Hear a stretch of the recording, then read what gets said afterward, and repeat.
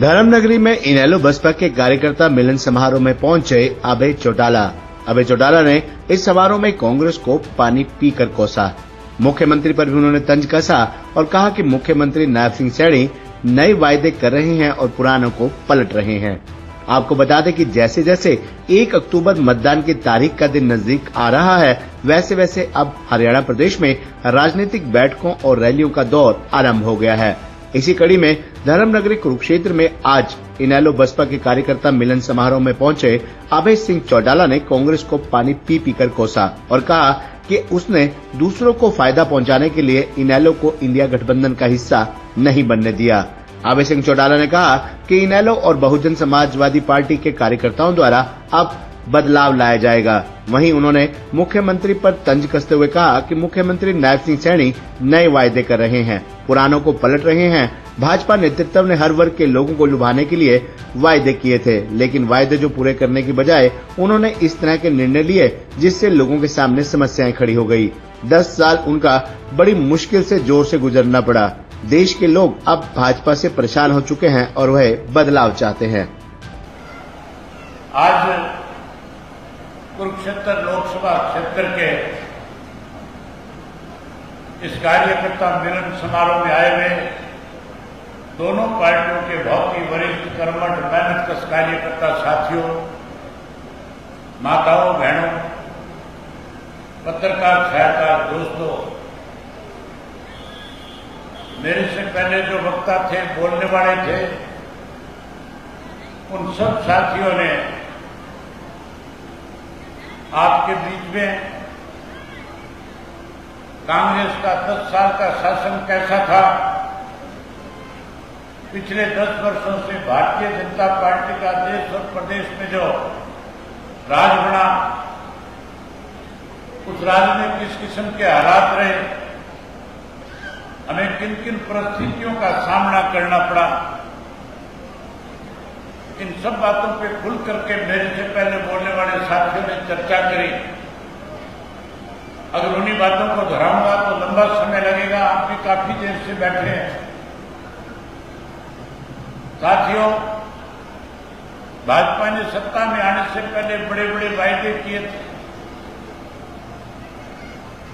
और वायदे ऐसे थे, हर आदमी देश के प्रधानमंत्री के उस वक्त कही हुई बात को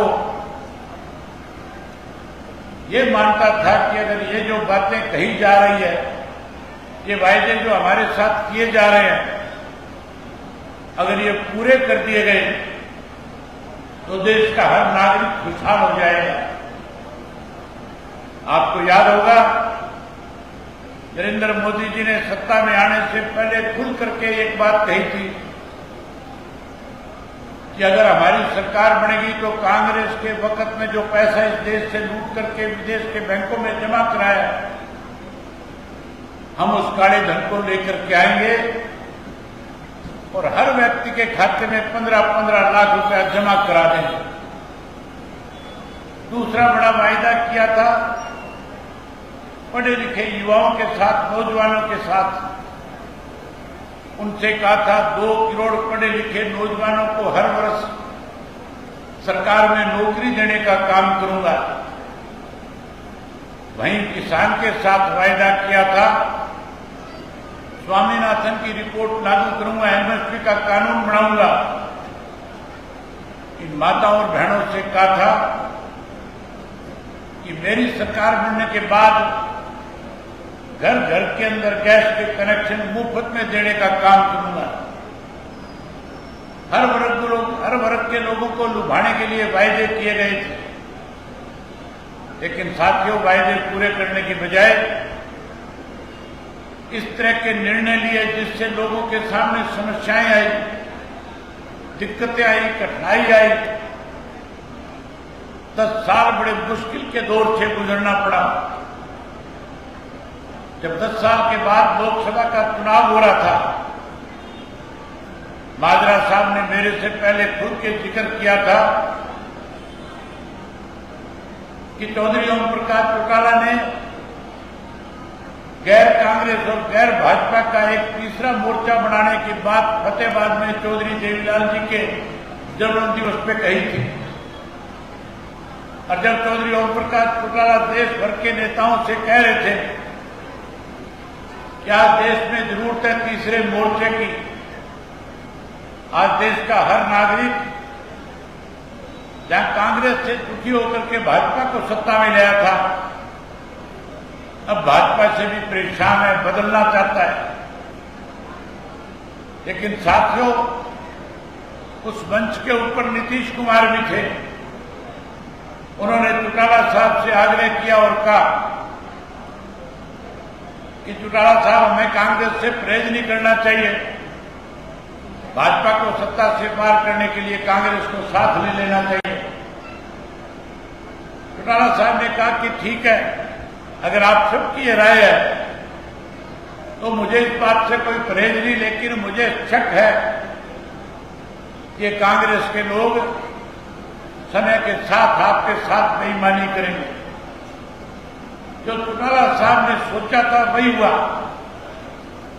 सबसे पहले नीतीश कुमार जो इस बात की पैरवी करता था कि कांग्रेस को तीसरे मोर्चे में शामिल किया जाए, उस नीतीश कुमार को कांग्रेस के लोगों ने उस इंडिया गठबंधन से बाहर करने का काम किया। जिस व्यक्ति चौधरी ओम प्रकाश चौटाला ने तीसरे मोर्चे की बात करी थी, गैर कांग्रेस की बात करी थी, इन बेईमान कांग्रेसियों ने उस इंडिया गठबंधन का हिस्सा चौधरी ओम प्रकाश चौटाला को भी नहीं बनने दिया। आज उसका खामियाजा देश के लोग भुगत रहे हैं। अगर इंडिया गठबंधन में हम शामिल होते तो हरियाणा की 10 की 10 सीटें जो है इंडिया गठबंधन जीतने का काम करता। भूपेंद्र सिंह हुड्डा बेईमान था, वो नहीं चाहता था कि हरियाणा से भारतीय जनता पार्टी कमजोर होकर के सत्ता से बाहर हो जाए। इसलिए जहां आपको शामिल नहीं कराया गया, वहीं बिहार के अंदर अगर नीतीश कुमार को रख लिया होता साथ में, तो फिर आज बिहार की सारी सीटें इंडिया गठबंधन जीत करके देश में अपनी सत्ता हासिल करता, भाजपा सत्ता से बाहर हो जाता। कांग्रेस ने अपना राज स्थापित करने के लिए, अपनी ताकत बढ़ाने के लिए देश के लोगों को फिर से ऐसी सरकार के हाथों में सौंप दिया जो लगातार लोगों को परेशान करने का काम कर रही है। वहीं हरियाणा प्रदेश में 10 वर्ष में भाजपा की सरकार बनने के बाद अनेक दिक्कतें लोगों के सामने आई है।